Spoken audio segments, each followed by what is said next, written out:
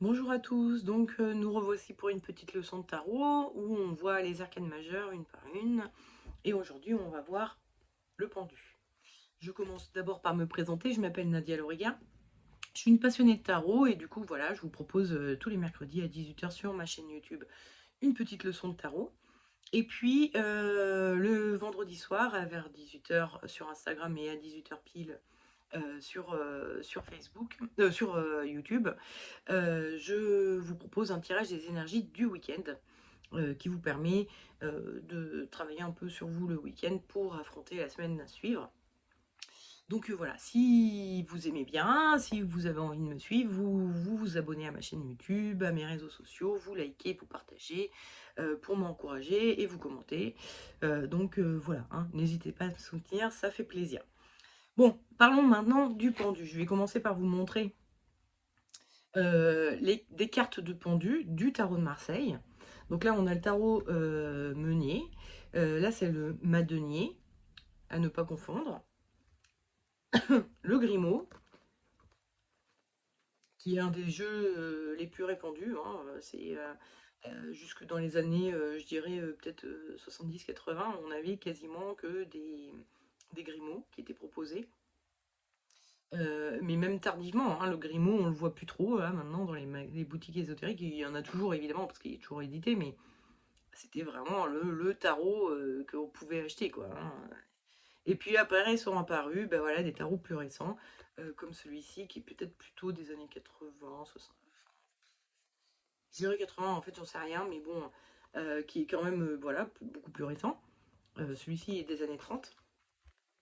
Et celui-ci, c'est les années 2000, 2000 même 2000, après 2015, quoi. Il est assez récent, celui-ci. Il est vraiment. Il a ouais, 5 ans max. Bref, tout ça pour dire que on a des pendus, voilà, dans le tarot de Marseille, où on voit bien que ce sont tous les mêmes. Hein. On a, alors, le Grimaud modifie un peu les couleurs. Bizarrement, ils nous ont mis des cheveux bleus, là. Mais sinon, on est vraiment quand même sur des personnages qui sont très identiques, qui sont dans la même position, qui sont entourés des mêmes éléments, des mêmes symboles. Il y a tout est pareil. Il n'y a pas du tout de doute dans le fait qu'on est sur un tarot de Marseille, quoi. Le tarot de Marseille, vous le reconnaîtrez par ses dessins un petit peu, on va dire, moches. Hein. C'est le côté très naïf, très basique des images du Moyen-Âge en gravure. Donc voilà, hein. Ça c'est un tarot de Marseille. Et puis il y a des tarots différents, donc celui d'Oswald Viers, où il reprend évidemment hein, la symbolique hein, du pendu, donc, mais il ajoute des choses. Hein. Notamment là, il a ajouté des bourses avec des pièces qui tombent. Alors, il y a des pièces d'argent et des pièces d'or. Bon, il a fait un espèce de plafond. Ouais, effectivement, il y a un espèce de plafond là aussi. Mais enfin bon, c'est. Euh, ouais, je suis en train de regarder par rapport à un ancien jeu où on a plutôt l'impression d'avoir une structure là, comme ça, où on a posé une branche. Alors que là, on a l'impression d'avoir carrément un plafond. C'est-à-dire, ils ont comme posé une planche de bois par-dessus. Enfin bon, bref. Ça, c'est pas très. Mais bon, voilà, on a le tronc là avec les branches coupées. Il est attaché par la patte, il a la même position comme ça, avec les mains dans le dos, les cheveux voilà comme ça. Donc il a essayé de bien respecter voilà hein, l'image de base du tarot. Ça s'appelle le tarot des imagiers du Moyen Âge, hein, donc il s'est inspiré des tarots anciens pour faire ça. Ça date du 19e siècle, ça, début 19e, je dirais. Et il a seulement ajouté voilà, ces pièces d'or et d'argent qui tombent. C'est voilà, un ajout qu'il a fait. Et puis, on a le tarot de Waite, le Rider-Waite Smith, où on a, bah, alors, déjà, c'est inversé hein, par rapport à la position de la jambe, mais bon, il a quand même la position avec les mains dans le dos. Donc, pieds et poings liés, quoi, hein, un petit peu. Mais bon, il n'a pas mis les deux arbres avec les branches coupées, il a mis un tronc. On est plus sur, on est limite plus sur la croix de Jésus, enfin vous savez, la croix de crucifixion, euh, que sur une structure un peu plus, vous savez, comme la potence, quoi. Mais bon, ça revient un petit peu au même, hein. On est sur deux instruments qui tuent des gens, quoi. Sauf que bah, eux, ils sont pendus par les pieds au lieu d'être pendus par le cou, comme le seraient les pendus habituellement. Mais bon, c'est une forme de torture aussi, hein. Pendu par les pieds, le sang il remonte à la tête et ça se finit mal. Et puis alors, il y a deux jeux de type Rider-Waite qui sont tout à fait modernes, ceux-ci, hein, ils sont des années 2010, hein, je dirais, 2000 ou 2010, enfin bon voilà. On voit que c'est très moderne voilà. Celui-ci est plutôt des années 2010, 2015, celui-là est plus ancien, mais bon, on est sur du tout à fait moderne, tout à fait, voilà. Mais on garde euh, ces, tout ce que le Rider-Waite a ajouté. Alors, j'ai oublié de vous en parler, mais dans le Rider-Waite, il y a ici une espèce d'auréole hein, qu'on ne voit pas. On pourrait l'interpréter avec les cheveux, mais on ne le voit pas. Il n'y a pas d'auréole. Alors que lui, Waite, a rajouté une auréole.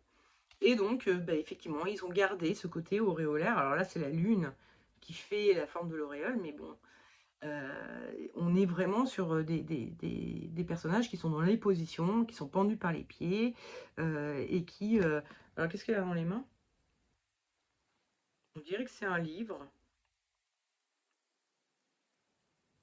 Ouais, on dirait que c'est un livre. On dirait que elle va lire un petit livre avant de s'endormir, quoi. C'est une chauve-souris, donc elle se met en position dodo, là, et hop, je vais lire un petit livre. Et peut-être que c'est ce livre qui lui donne cette illumination. Bref. Donc, parce qu'effectivement, avec le Rider-Waite, il y a ce côté, le fait de changer de point de vue, hein. Si on est comme ça, on voit la carte de façon tout à fait différente. Et en renversant, si on est positionné droit comme ça, on voit les choses bah voilà, comme on les voit habituellement. Et puis des fois, en changeant de position, en changeant son point de vue, donc en se mettant éventuellement la tête en bas, ben, vous pouvez tester hein, pour essayer de vous mettre dans la position du pendu, de faire le poirier, là, pour voir comment vous voyez le monde par en bas, par en dessous. Je vous expliquerai aussi, parce que bon, faire le poirier, c'est bien sympa, mais c'est pas forcément évident, comment vivre le pendu sans avoir à faire le poirier. Bref, on en parle après. Parlons d'abord de ce que l'on voit, hein, pardon, de cette carte. Voilà, qu'est-ce que l'on voit? Donc on voit effectivement quelqu'un qui est pendu par les pieds. Il a un fil à la patte. Donc ça peut être une interprétation, le fait d'avoir un fil à la patte. On a aussi, si vous la regardez un peu comme ça, on peut avoir l'impression qu'il est couché, tout simplement, et qu'il est en train de réfléchir. Hein, il est couché dans son lit, il est en train de réfléchir, parce qu'il y a vraiment un cadre autour de lui, comme s'il était dans un lit à une personne, hein, et il est en train de réfléchir. De toute façon, étant donné qu'il est pendu au pied, par le pied, il est bloqué, il ne peut pas bouger, donc il n'a plus que ça à faire. Donc ça va vraiment être une carte qui va parler beaucoup de réfléchir, parce que on est bloqué, on ne peut pas bouger, donc on réfléchit. Le fait d'être bloqué, de ne pas pouvoir bouger aussi, ça va parler bah, d'obstacles, de se sentir coincé, de ne pouvoir rien faire, d'être pieds et poings liés. Ensuite, on a le côté, le tronc là avec les branches coupées. Le tronc, les racines, tout ça, ça fait penser à la famille et à nos racines, à ce qui fait que nous sommes nous et qu'on tient debout, etc. Et on voit qu'il y a des branches qui sont coupées, donc il y a peut-être au-delà de cette réflexion quelque chose, une remise en question de nos racines et de ce qui nous constitue et de ce qui nous... Enfin, c'est ça, on a eu une espèce d'illumination sur le fait que ce qui nous constitue, ce qui nous a enracinés jusque-là était peut-être pas si bon que ça et il faut couper certaines branches un peu pourries et qui provoquent des blocages dans la vie. Hein. On va parler des croyances limitantes, on va parler de certaines valeurs transmises par notre éducation qui sont pas très en accord avec ce qu'on aimerait vivre. On va parler de, voilà, de notre éducation tout simplement, où on nous a appris à être comme ci, comme ça, parce que c'était considéré comme bien dans la famille, et puis finalement c'est ça qui vous bloque, ça crée chez vous des blocages voilà. Ça va parler aussi un peu du transgénérationnel, de couper les fidélités familiales que l'on peut avoir avec nos ancêtres, depuis nos parents jusque à nos ancêtres, quoi, vraiment. Excusez-moi. Donc voilà, il y a toutes ces notions-là qui sont là aussi avec le pendu. Euh, donc j'ai parlé du blocage, j'ai parlé du point de vue différent, on va en reparler de ça aussi. Et puis de couper avec ce qui a formé nos racines jusque-là, euh, et avec notre passé, donc avec, voilà, avec les choses qui peuvent nous limiter dans nos vies. Donc évidemment, le pendu peut être interprété comme une période de chômage, comme une période de réflexion, ou un besoin de réfléchir. Euh, on va aussi parler avec le pendu quand on se retrouve bloqué et que euh, on est là à rien faire, et donc en train de réfléchir à nos problèmes, et ben on rumine un peu aussi. Hein. Avec le pendu, on peut avoir des notions de on rumine quoi. C'est pas une réflexion qui est forcément tournée vers du constructif. Ça peut être aussi une réflexion, c'est-à-dire des idées qui tournent en boucle, de se dire oui, machin, hein, il m'a fait ci, et puis on pense qu'à ça, et puis on pense qu'à ça, et puis on pense qu'à ça, et on rumine, et on grommelle dans notre coin. Donc voilà. Après, en termes de vécu, euh, alors pour être dans le vécu du pendu, euh, comme c'est pas facile de faire un poirier, et que de toute façon, en plus, on n'aurait pas forcément exactement la même position, parce que faites le poirier, mettez la jambe comme ça et les mains dans le dos, je vois pas comment vous tenez. Hein. Faudrait... Et puis alors, vous pendre par les pieds, on n'en parle même pas. Hein, donc, bref. Donc, ce que vous pouvez faire, c'est aussi tout simplement vous asseoir à un endroit où vous vous asseyez jamais, et notamment par terre. Moi, je suis toujours assise sur une chaise. Là, si je décide de m'asseoir par terre quelque part dans mon appart où je reste pas en d'habitude, ou j'ai pas l'habitude d'être positionnée, vous allez regarder un peu autour de vous et voir le monde tel qu'il est du point de vue de, je sais pas si vous asseyez par terre, du point de vue d'un tout petit enfant ou du point de vue d'un animal, comment il voit les choses, lui. Et puis même de voir, de juste constater que le simple fait de se positionner ailleurs, à un endroit où vous n'avez pas l'habitude de vous positionner, fait que vous voyez vraiment les choses différemment. Vous voyez, peut-être si vous asseyez par terre, vous voyez, je sais pas, le dessous de la table et vous vous rendez compte que c'est un peu crado, il y a des chewing-gums collés dessous que vous n'avez jamais vu. Des choses comme ça, quoi. Euh, et ça vous permet de vous rendre compte que vraiment, dans la vie, des fois, il faut essayer de changer son point de vue. Il faut essayer de se mettre à la place des autres, ou au moins de changer son point de vue sur certaines choses. C'est ça un petit peu, hein, c'est de se mettre à la place des autres, c'est-à-dire essayer de comprendre comment cette personne en face de moi en est arrivée à penser comme elle pense. C'est totalement différent de moi, et pour autant, je suis peut-être capable de faire cet exercice mental, de me dire, ok, il voit les choses comme ça, c'est sûrement pour ci, pour ça. Et du coup, ok, j'accepte sa vision du monde à lui, qui est complètement différente de la mienne, mais qui est aussi valable parce qu'il a son propre vécu personnel qui fait que lui, c'est comme ça qu'il voit les choses. Vécu ou éducation, ou voilà.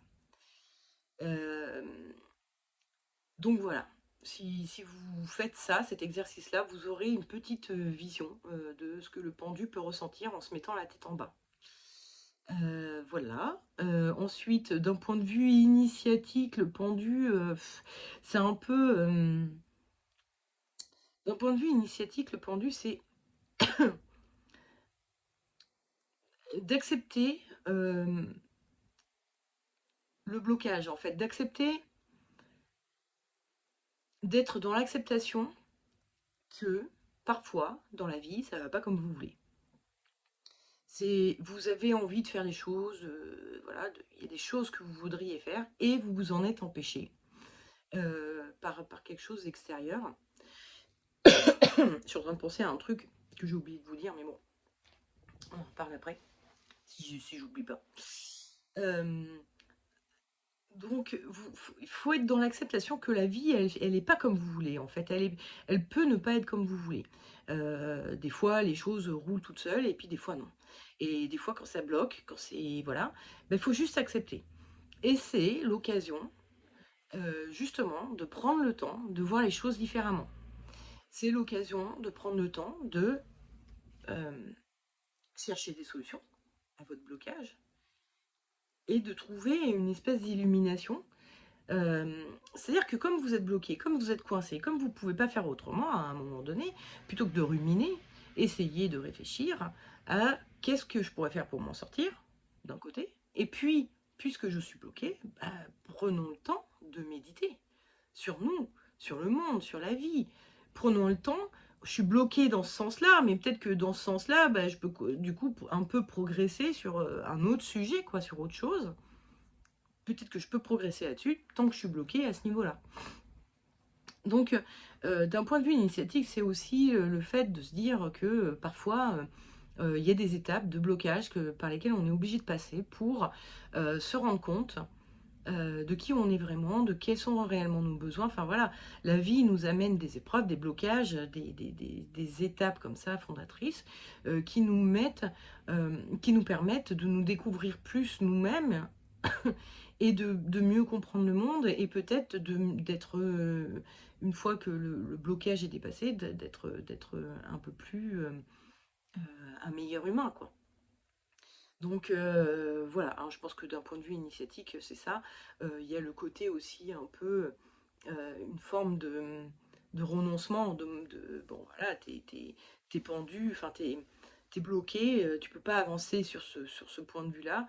Il va falloir voilà, accepter et renoncer à ce que tu voulais faire, parce que bah, là, tu pourras pas y aller, la vie t'en empêche pour une raison X ou Y. Mais bon, ça revient à accepter, encore une fois, ça. Accepter que la vie n'est pas faite que de progression, d'avancement et de joie et de bonheur, etc. Des fois, ça fonctionne pas et puis c'est comme ça, il faut accepter. L'autre petite chose que je voulais vous dire, euh, c'est que si on regarde un peu la position qu'a le personnage, ça peut faire penser aussi à un fœtus dans le ventre de sa maman qui est encore attaché par le cordon ombilical et qui s'est mis en position pour pouvoir accoucher. Enfin, lui, il accouche pas, c'est sa mère qui accouche, mais voilà, sortir dans le vrai monde. Donc il est dans un petit monde tout douillet, tout bien et tout.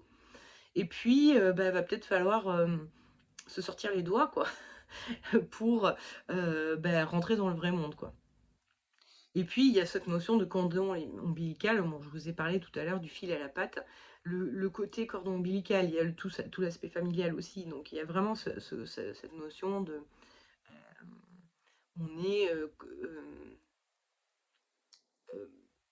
peut-être encore dans une phase où on n'a pas coupé le cordon avec la famille, avec les parents, et que on est dans une phase de préadulte, mais qui peut nous arriver très vieux, hein, on ne devient pas adulte à 18 ans, en fait. Enfin, dans le sens dans lequel je l'entends, hein. Si, évidemment, vous devenez adulte à 18 ans, mais ce que je veux dire, c'est que à 18 ans, on est encore jeune, naïf, insouciant, il y a des choses, voilà. Et au fur et à mesure de la vie, on vieillit, puis il y a certaines personnes qui à 25 ans se comportent comme des vrais adultes, et puis d'autres ça va être à 35 ans, puis d'autres ça va être à 55 ans, enfin voilà.